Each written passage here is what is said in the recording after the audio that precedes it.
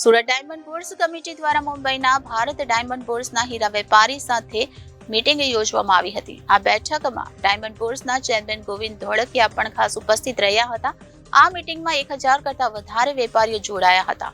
જે વેપારીઓની office Surat diamond બોર્સમાં છે તે વહેલી તકે શરૂ કરવા માટે અપીલ કરવામાં આવી હતી।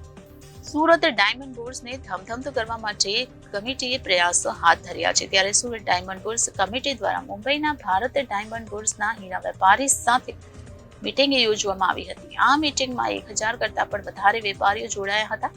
સુરત ડાયમંડ બોર્સ કમિટી દ્વારા મુંબઈના ભારત ડાયમંડ બોર્સના હીરા વેપારીઓ સાથે મીટિંગ યોજાઈ હતી। જે વેપારીઓની ઓફિસ સુરત ડાયમંડ બોર્સમાં છે તે વહેલી તકે શરૂ કરવા માટે આ મીટિંગમાં તેઓને અપીલ કરવામાં આવી હતી। 7 જુલાઈએ 600 કરતા પણ વધારે ઓફિસ એક સાથે શરૂ કરવા માટે સુરત ડાયમંડ બોર્સ કમિટીના પ્રયાસો હાથ ધરવામાં આવ્યા છે। આ બેઠકમાં ડાયમંડ બોર્સના ચેરમેન ગોવિંદ ધોળકિયા પણ ઉપસ્થિત રહ્યા હતા।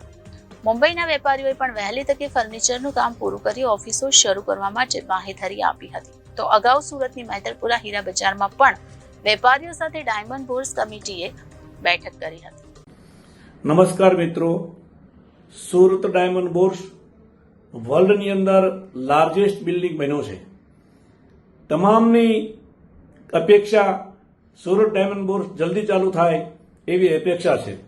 મિત્રો, આજે સુરત ડાયમંડ બોર્સ દ્વારા બોમ્બેની અંદર ભારત ડાયમંડ બોર્સમાં ડાયમંડના વેપારીઓ સાથે એક મીટિંગ કરવામાં આવી હતી।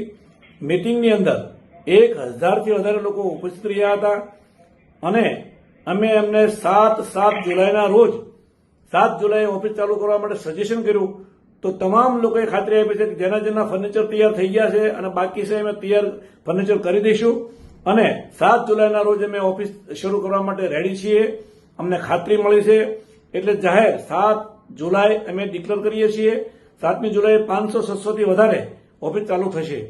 બાકી જે મૈધરપરા અને મિની બજારના વેપારી મિત્રો છે એમને પણ અમને ખાતરી આપી છે એટલે નાના વેપારીઓ છે અને કેબિનો અને ટેબલ પર બેસવા માટેની પણ વ્યવસ્થા કરી છે।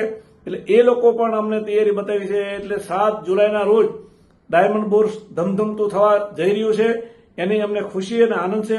અસ્તુ ભારત માતા કી જય। Reporter Arvind Rathod, Janadesh News, Surat.